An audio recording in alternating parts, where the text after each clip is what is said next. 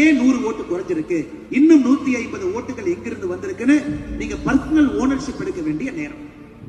தமிழகத்தில் 3வது வந்த பூத்துக்கள் அது இன்னும் 13,000 இருக்கு. 3வது வந்த பூத்துக்களை நல்லா ஸ்டடி பண்ணணும். ஏன் அங்க ஓட்டு குறைஞ்சிருக்கு, ஏன் ஓட்டு வரல, அதை இன்னும் கடுமையாக இந்த அளவுக்கு நுணுக்கமாக வேலை செய்ய வேண்டிய நேரம். நம்முடைய விவசாய பெருமக்கள் சொல்லுவாங்க, அகலமா உழுவுறதை விட ஆழமா உழுதா மட்டும்தான் பயிர் முளைக்கும். 2024 பாராளுமன்ற தேர்தலில் அகலமாக உழுதிருக்கின்றோம். தமிழகம் முழுவதுமே நம்முடைய ஏற்கலப்பை போயிருக்கு. ஆனா 2026 சட்டமன்றத்திலே வெற்றி பெற வேண்டும் என்றால் ஆழமாக உழுவ வேண்டிய நேரம். அடுத்த 2 ஆண்டு காலம் உங்களுடைய ஏற்கலப்பை இன்னும் ஆழமாக செல்ல வேண்டும், பூத்தாக செல்ல வேண்டும்.